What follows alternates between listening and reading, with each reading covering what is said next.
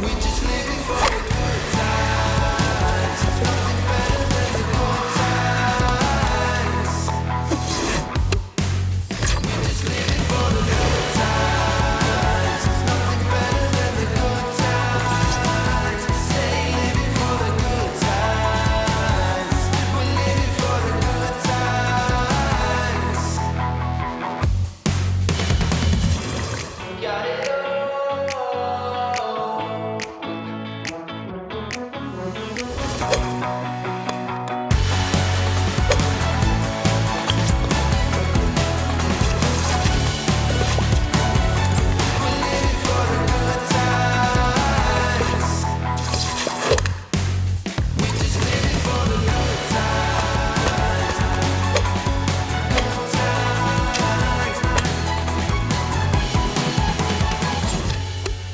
All right, Elisa, it's great to finally meet you, and thanks for jumping on episode 2 of Devspotter. I really appreciate it.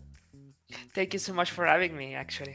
Of course, of course. Now, before we talk about Underpar Golf Architect, I just wanted to learn, I guess, a little bit about yourself and your role at Broken Arms Games, if you're happy to share. Absolutely, absolutely. So basically, I'm Elisa, part of 50% of Broken Arms Games, actually. Like, I'm the co-founder of the studio, and now I work as a business developer and marketing manager, basically. My background stays in development, actually. I used to be a coder, so I don't touch any code anymore, unfortunately. Or possibly the team will be happy for that. I don't know.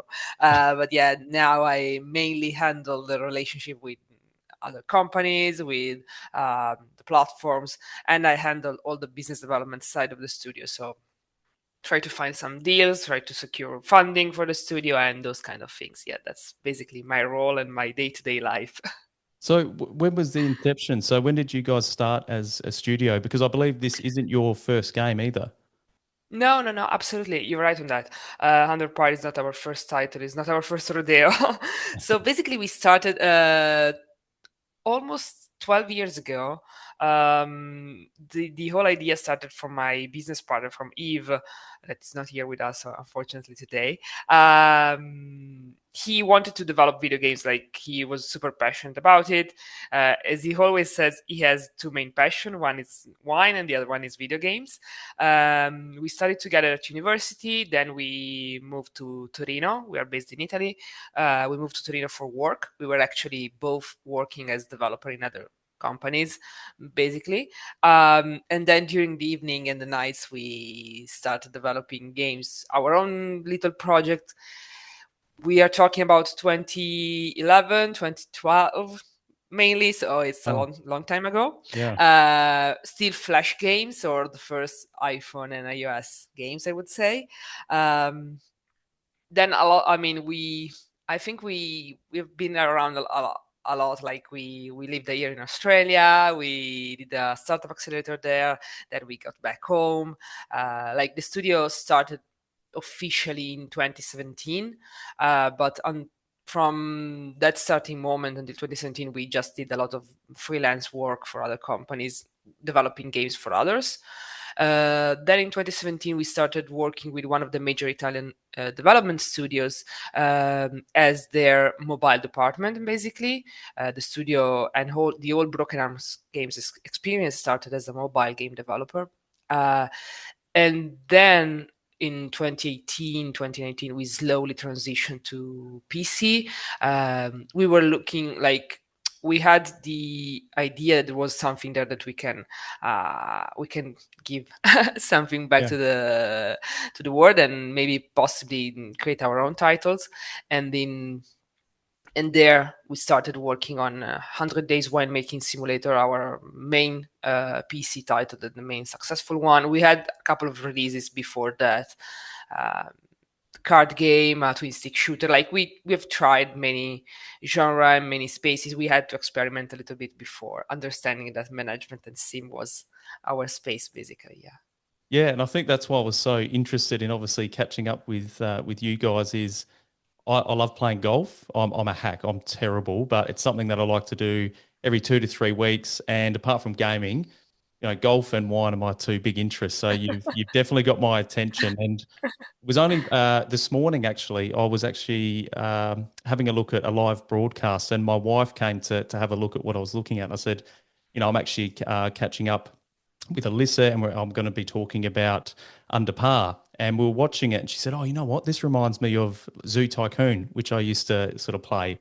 So it's sort of very reminiscent of that. And what I loved was, I think in the top right corner there was like a satisfaction sort of emoji, like meter. Yeah. And I'm assuming, and obviously I haven't played the demo. I've just sort of seen what's been broadcast, but I'm assuming members, if they're happy and if they're engaged, they're positive, that meter stays up and they continue to pay their membership, and that's how you kind of build out the golf course and add different elements. Is that right?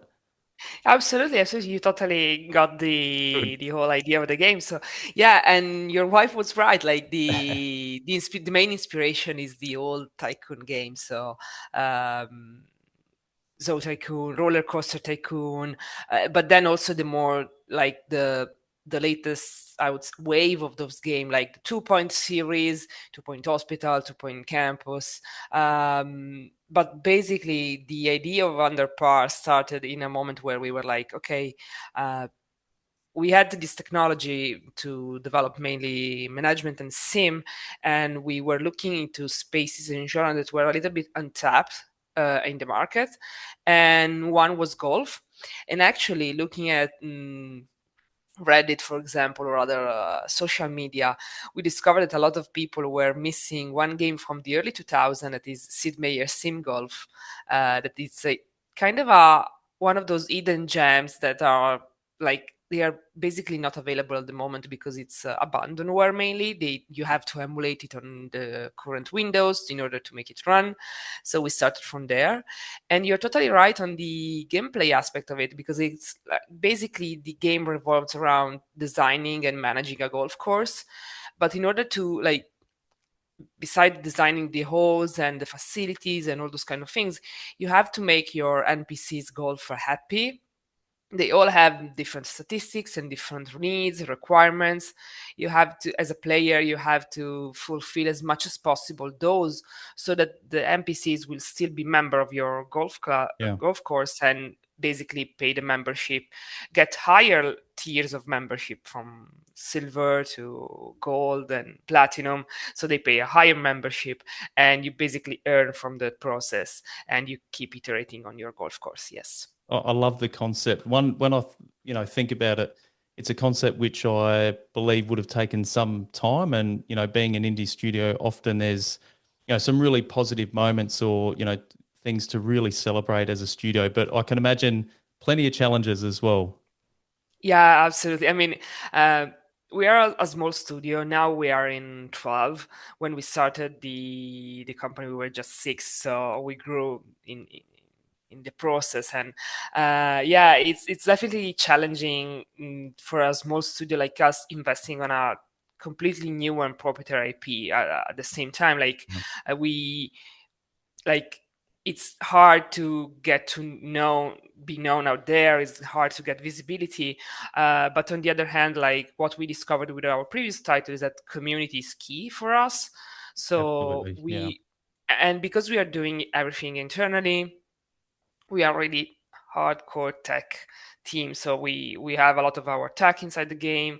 I mean, the game is built with Unity, but we have a lot of customization on it that we have spent years to develop. um, we we can be a little bit lower in costs, I would say. Like we can contain them a little bit, and for that reasons we don't need a huge incredible amount of copies sold in order to recoup our costs. But at the same time, we have to have that backbone of Mm. community, that solid chunk of people that is interested in the game, plays it, and then spreads the word out there. And what we discovered in working on PC and Steam games, especially, and I would say especially the management and Steam community, it's really, I mean, even if it's considered a niche in PC gaming, it's quite a broad niche. Yeah. So, and those people like move from one game to the other, because once they've like spent a lot of hours in one title, they want to have something similar in a different environment, settings, team or whatever, and they spread the word around. The community is really active on social media, Reddit especially, like the subreddit for the Tycoon games. It's super active, and daily you can see people, okay, I've played this for 40, 60, 80 hours. Can you recommend me something else? And there is so much a sense of community and people sharing their thoughts, their feedbacks, and they are so also like respectful of us as a studio. We got so much feedback during the latest two playtests. There is one running at the moment. It will run for a couple of days more, I think. But they are so respectful from all the work that we've put inside, and sharing their feedback, sharing their thoughts, and actually like advocating for us. The good thing is that we saw a lot of, like, when we got maybe some more, not angry but spicy comments here and there, we immediately saw the community raising their hand and say, guys, those people are doing a lot of work for us, for our enjoyment. So it's really nice. It's really, the community is key in our development, and it will be, I think, even in the future, for the future titles. And I think sometimes it just, some of the spicy comments can just be pure passion for what you guys are developing too. Absolutely. And I Yeah. also think, you're right, like community is so important, and it's a real, I guess, like a balancing act with how much you kind of build in public. But I think especially for, smaller indie studios, I think that's really important, because that's what helps build a community. If they feel like they've got a voice or can kind of, I guess, help shape, elements of the game, that really kind of builds that following. Absolutely. I think that as a studio and as developers in general, we are really always shy and like protective of our Of own course. stuff. Like it's our own baby somehow. Yes. I think you I can totally understand that. understand what So you're saying. Yeah. Yeah. it's our own baby, and we are super afraid of showing it to the world, showing it too early. And yeah, it's really hard to find the right balance on when it's the right moment to share something, but it's enough content or enough quality that people will not be like, oh, I'm totally off, I don't like it. So it's complicated. It's a art of balance, and uh, being honest, sometimes you have to be luck in that as well. Like there Yeah. is a little bit of luck factor in Sure. in the balance. But yeah, we're really protective, but somehow once we start sharing it, we see how much the people are like, and what we always tell our teammates, and even when we get junior people inside the studio, is like, if we do it like transparently and more as honest as possible, like we're not like bullshitting or like Mm. upselling stuff. I mean, the community will always be thankful and will always be on our side. Like if we are honest with the community, if we say, listen guys, there is this bug, there is this feature we are developing, it's not ready yet, it will come, but we don't know exactly when, they will be on our side, because they understand we are human, they understand that. And yeah, I think that in the management and sim space, the community is really nice. Like I've seen very, very low toxicity compared to others. I think because it's a space in which games are a little bit more chilled and relaxed. There is not a lot of competition, I would say, in terms of like I have to be better than others compared to other genre, especially. Players are really caring of us as a studio, of the Yeah. people working, of the product. Yeah, it's really nice. And it's interesting, like talking about sim games, the older I've sort of gotten, I've got less time. I don't have a lot of time like I used to, where I would have, 3, 4, 5 hour sort of gaming sessions. Now it's like, what game can I just jump in during my lunch break and play for half an hour and an hour? And what I've found is a lot of the games I'm playing are actually sim games, because I feel like I can just jump in for half an hour, jump in for an hour, and then go back to work. That I think that's the struggle for all the people working and that used to be gamer when we were younger. Absolutely, it's something that we take in consideration when we design the game. I mean, because we come from mobile and we have this background in back of our minds, we are used to have this super accessible interaction and features. So we always design thinking about the fact that people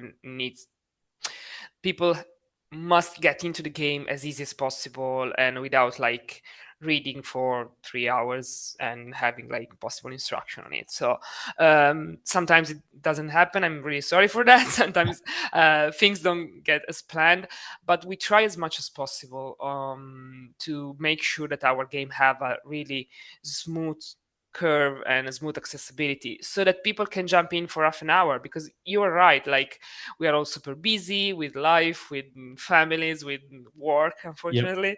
Yeah. So it's complicated to find the right balance and finding time for people to play.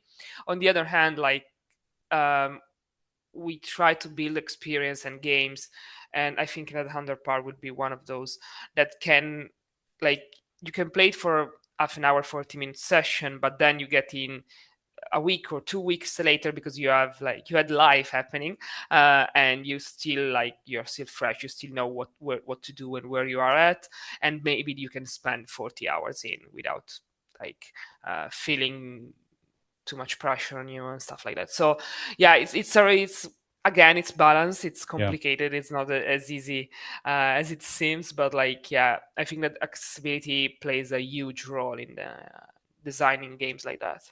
Yeah, absolutely, and agree. And I think the golden question from me is obviously it's in playtest kind of mode at the moment. Demo release dates. It's the golden question that everybody's always asking you, no doubt. So sorry in Uh, advance, but I have to ask. No, absolutely. Don't worry about it. So I can't share a lot about the release date yet. Being honest, because like we have a time frame in mind, and it's not that far in the future, but it's not like we don't have a specific date yet. But I can share a little bit more about what's coming in the next months. So there is a playtest running at the moment. It will be last, I think, until the end of this week. So if you're listening and if we are still in the week of the recording, you will be able to join the playtest on Steam.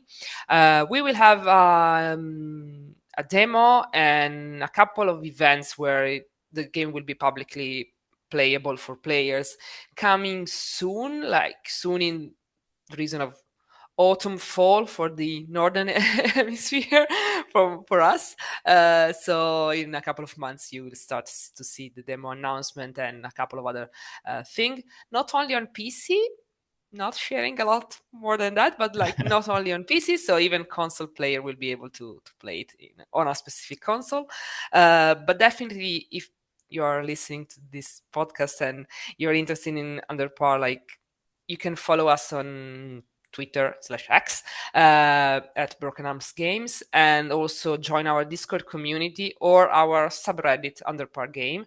Those are the three main channels on which we communicate to the world what we are doing. I think that we have some good stuff coming. There is a kind of a huge feature that everybody's asking for that possibly it will come in the demo, not sure yet. Now But you've mentioned that, I really want to ask and get you to divulge what that is, but I won't put you on the spot. but yeah, there is a lot of things coming during this autumn fall season, and moving towards Christmas, like there will be a couple of interesting bits here and there. That's awesome. Well, I'm really pumped to play Under Par. I've obviously been watching the broadcast. I might try and play one of the play tests and give that a go. But it's been an absolute pleasure, Elisa. Thank you for jumping on Devspotter. It's been great to, obviously, we've been chatting on Twitter, sort of going back and forth. So it's good to put a face to the name and have you on. So I really appreciate your time, and good luck with Under Par. I'll be definitely playing when it comes out for sure. Thank you so much. It was a pleasure meeting you, a pleasure being on Devspotter, actually. So thank you. Thank you.